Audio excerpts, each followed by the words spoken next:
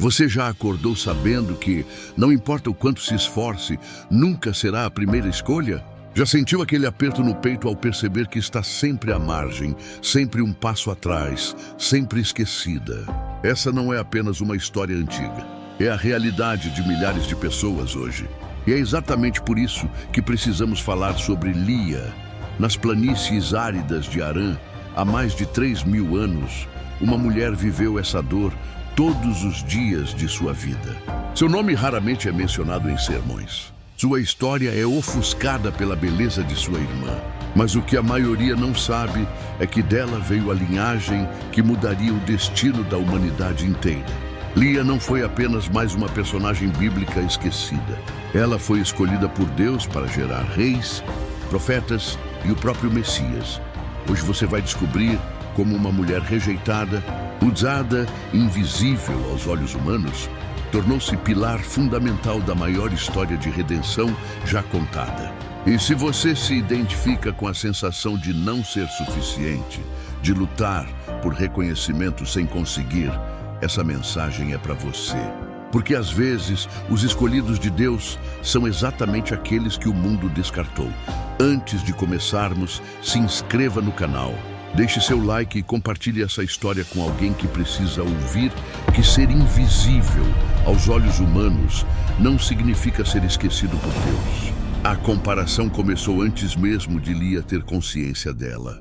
Enquanto Raquel crescia, ouvindo elogios sobre seus olhos brilhantes e seu rosto perfeitamente proporcionado, Lia ouvia apenas silêncios constrangedores. A Bíblia usa uma expressão intrigante para descrevê-la: olhos tenros. Estudiosos debatem se isso significa olhos sem brilho, fracos ou simplesmente comuns. Mas o que importa não é o significado exato, é o contraste.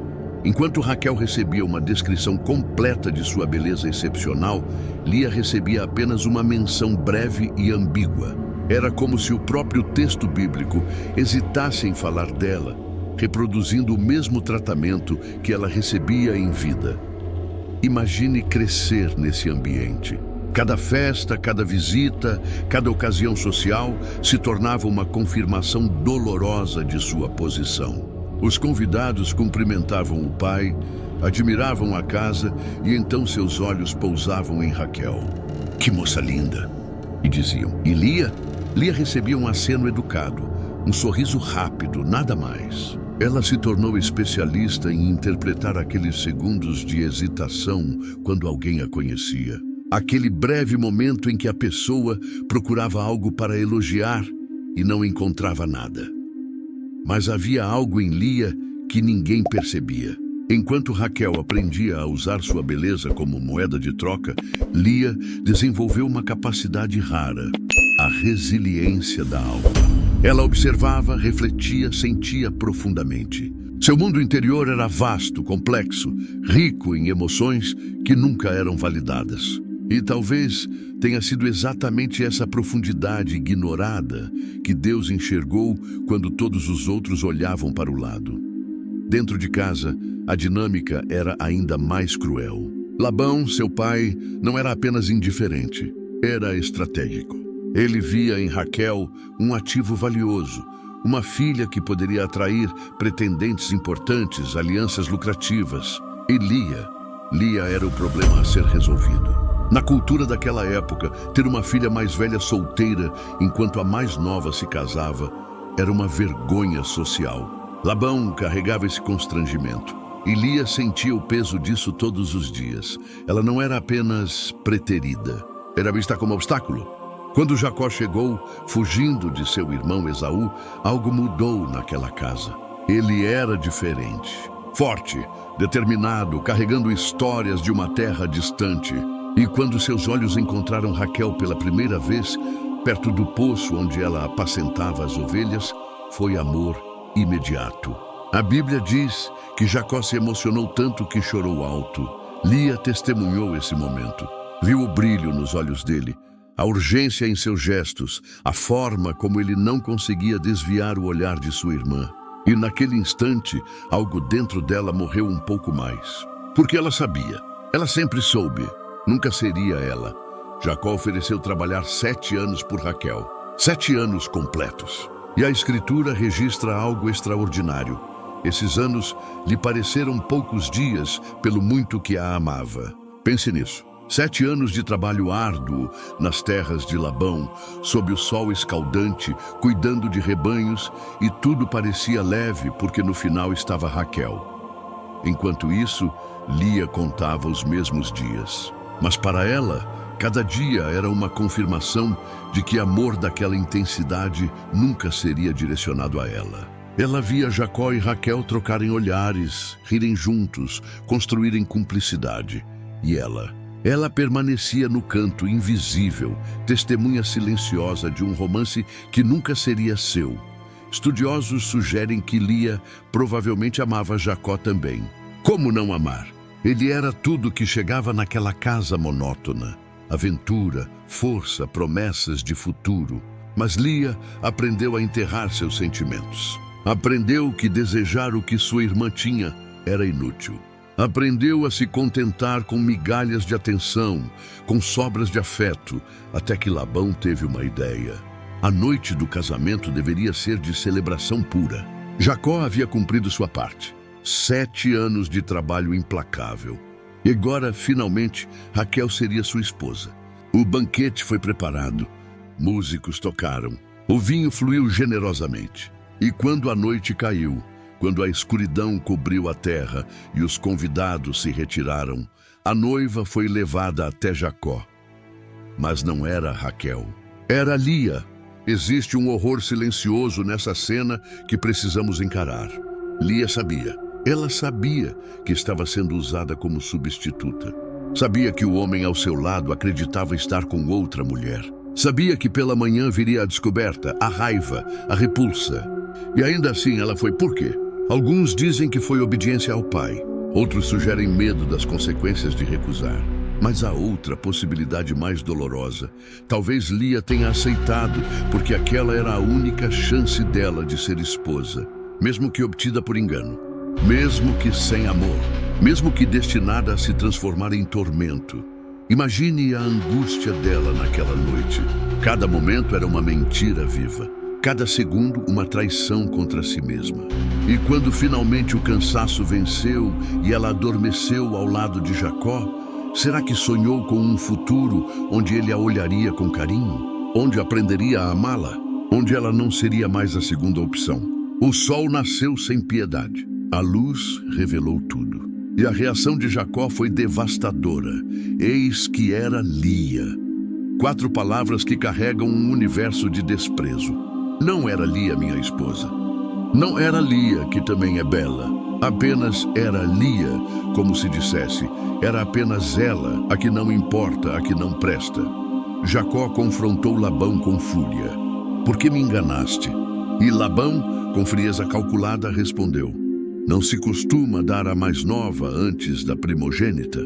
Uma desculpa cultural conveniente. Então veio a proposta. Mais 7 anos por Raquel. Jacó aceitou imediatamente. Nem hesitou. Nem considerou os sentimentos de Lia, que agora era sua esposa. Ele queria Raquel e nada mais importava. Assim, Lia se tornou esposa oficial. Mas em que condições? Ela era o erro que precisava ser mantido. A consequência do engano. A mulher que ninguém escolheria, mas que todos precisavam tolerar. E pior, uma semana depois, Raquel também se tornou esposa de Jacó. 2 esposas. Um coração dividido. Ou melhor, um coração inteiro para uma e sobras para a outra. Culturas poligâmicas antigas identificam padrões recorrentes. Hierarquias rígidas entre esposas, competição constante por atenção, crianças usadas como instrumentos de validação. E Lia experimentou tudo isso de forma brutal. Ela acordava sabendo que Jacó preferia estar em outra tenda.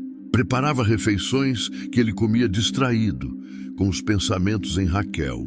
Tentava conversar, mas recebia respostas curtas, educadas, vazias. Era como gritar em um quarto vazio e ouvir apenas o eco da própria voz.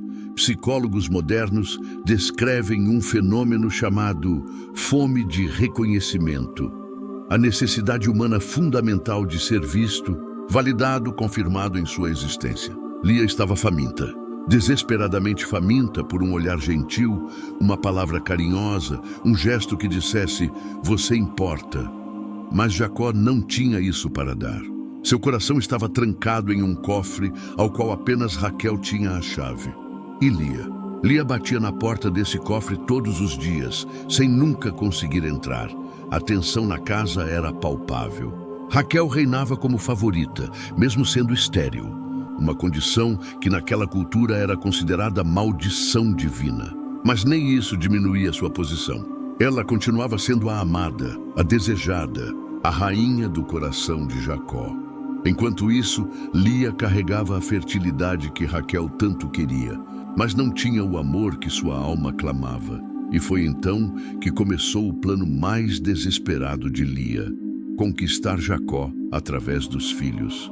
Rúben nasceu primeiro, e Lia, segurando o bebê nos braços, declarou: O Senhor atendeu à minha aflição. Agora meu marido me amará. Veja a lógica dolorida. Ela não disse, agora tenho um filho, mas agora serei amada.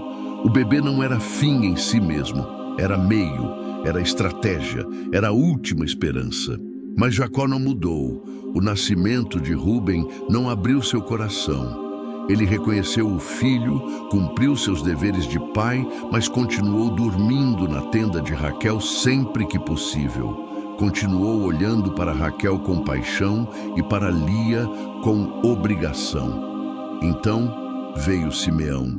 O Senhor ouviu que eu era desprezada. A esperança inicial deu lugar à consciência dolorosa. Ela era desprezada, mesmo sendo mãe, mesmo dando filhos ao homem, mesmo cumprindo o papel mais honrado de uma mulher naquela sociedade. Nada disso era suficiente para mudar seu status de rejeitada. O terceiro filho trouxe um nome ainda mais revelador: Levi. Agora, desta vez, meu marido se apegará a mim, pois lhe dei 3 filhos.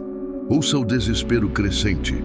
Ela estava negociando com a própria maternidade, transformando cada gravidez em moeda de troca, cada parto em aposta, esperando que a quantidade fizesse o que a qualidade não conseguira.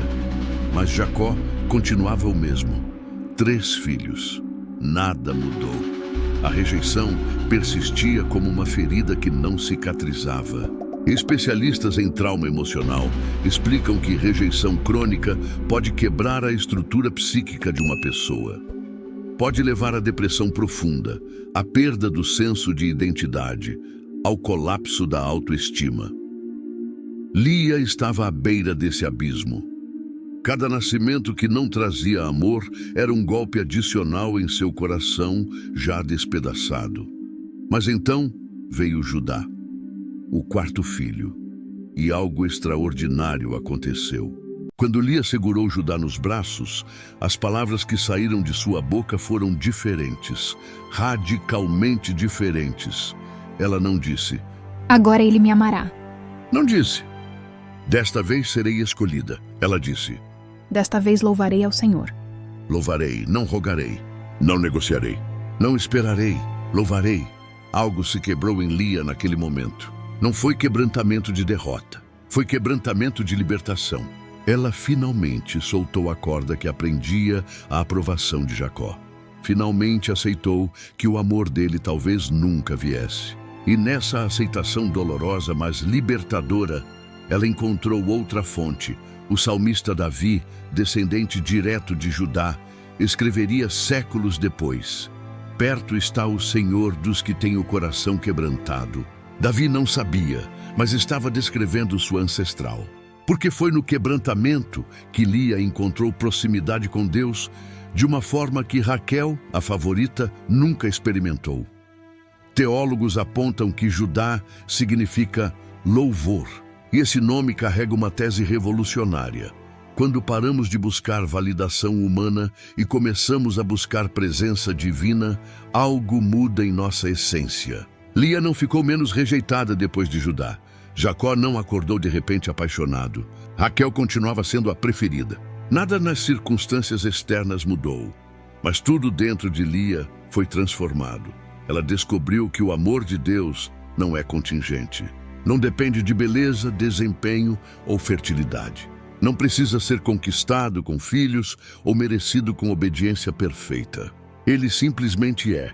E ele está disponível especialmente para os desprezados, os esquecidos, os que choram no escuro.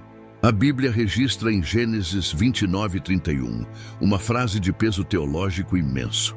Viu o Senhor que Lia era desprezada. Enquanto Jacó olhava para Raquel, Deus olhava para Lia. Enquanto a casa inteira gravitava em torno da esposa favorita, o céu se inclinava sobre a rejeitada. Esse olhar divino não foi passivo. Foi ativo, foi redentor, foi transformador. Deus não apenas viu Lia, ele agiu. A fertilidade que era negada a Raquel foi concedida a Lia, não como castigo a uma e recompensa a outra, mas como demonstração de que Deus escreve suas histórias de forma contraintuitiva. Ele escolhe o fraco para envergonhar o forte. Ele exalta o humilde e resiste ao soberbo. E aqui entra o elemento mais espantoso dessa história, a linhagem messiânica. De Lia veio Judá. De Judá veio a tribo real de Israel. Dessa tribo veio Davi, o maior rei da nação. E dessa linhagem davídica veio Jesus, o Messias, o Salvador do mundo. Pense na ironia divina. Maria, a mãe de Jesus, carregava no ventre um bebê que geneticamente, gerações atrás, tinha a marca de Lia. O Rei dos Reis descendia da mulher que ninguém quis. O Emanuel, Deus conosco, vinha da linhagem da esquecida. Mateus 1 registra a genealogia de Jesus. E ali, entre os nomes de patriarcas e reis, está a marca invisível, mas inegável, de Lia. Ela não é mencionada explicitamente, porque as mulheres raramente eram incluídas nessas listas. Mas todo judeu que conhecia as Escrituras sabia: Judá veio de Lia, e de Judá veio o Messias. Isso não é acidente literário, é teologia pura. Deus estava dizendo algo profundo sobre seu caráter. Eu escolho os rejeitados. Eu trabalho através dos desprezados. Eu escrevo minhas maiores histórias com pessoas que o mundo descartou. O tempo passou, filhos cresceram, rivalidades se intensificaram. A tensão entre Lia e Raquel se tornou tóxica, espalhando-se até suas servas, que também foram usadas para gerar filhos a Jacó.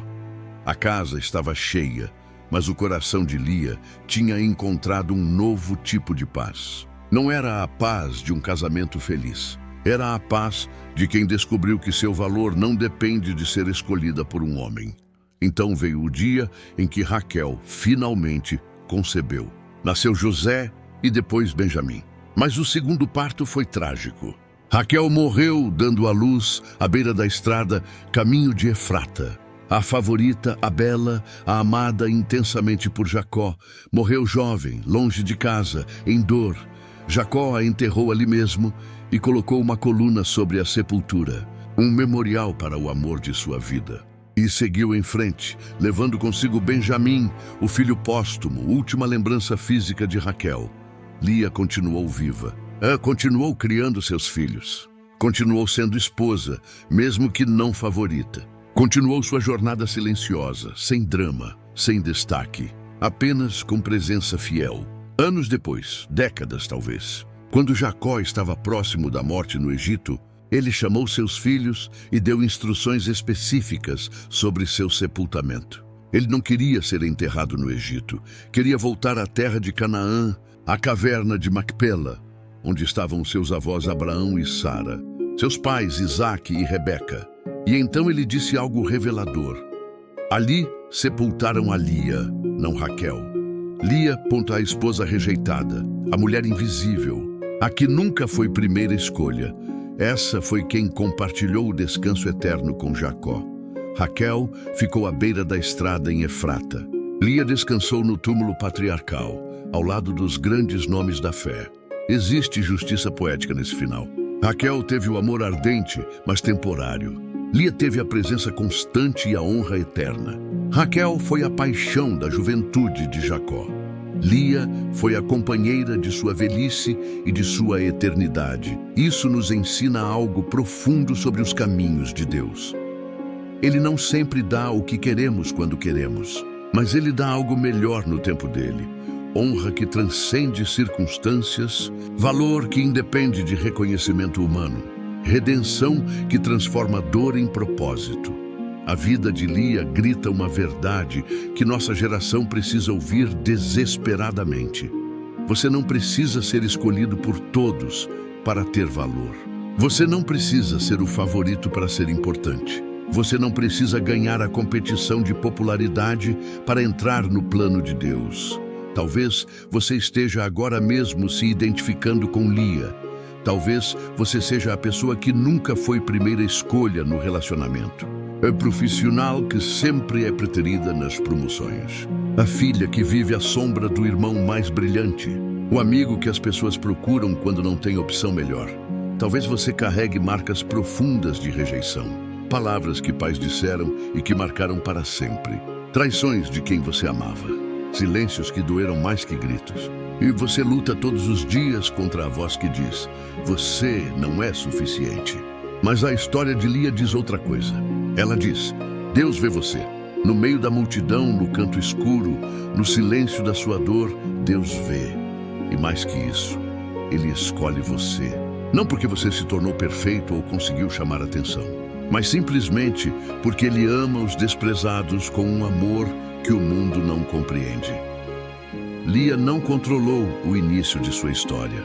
Nasceu sendo comparada. Foi enganada em um plano que não criou. Casou com um homem que a rejeitava.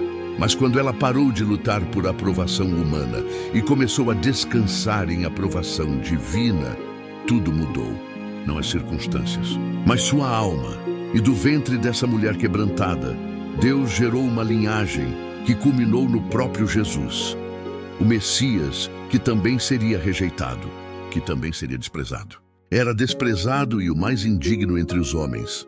Diz Isaías 53. Jesus, descendente de Lia, repetiria o padrão: ser rejeitado pelos homens, mas escolhido por Deus para trazer salvação. Então, se hoje você se sente invisível, lembre-se, Deus tem um histórico de usar os invisíveis. Se você se sente desprezado, saiba, das feridas dos desprezados, Deus tira os maiores testemunhos. Se você está lutando para ser amado, descanse. O amor de Deus não precisa ser conquistado. Ele já é seu. Lia ensinou que louvar a Deus no meio da dor não é fingir que está tudo bem. É reconhecer que mesmo quando tudo está quebrado, Deus está presente. É escolher confiar que Ele vê, mesmo quando ninguém mais vê. É crer que Ele está escrevendo uma história maior, mesmo quando os capítulos atuais são dolorosos. No fim, não importa como o mundo te define. Não importa quem te escolheu ou quem te rejeitou. O que importa é como Deus te vê. E Ele te vê como Lia, amado, escolhido, valioso e parte de um plano eterno que vai muito além do que você pode imaginar. Que a história de Lia te inspire a trocar a busca por aprovação humana pela certeza de aprovação divina. Que ela te lembre de que ser esquecido pelos homens nunca significa ser esquecido por Deus. E que ela te dê coragem para dizer, mesmo no meio da dor, desta vez eu louvarei ao Senhor, porque no final, a mulher invisível mudou a história da humanidade. E você também pode.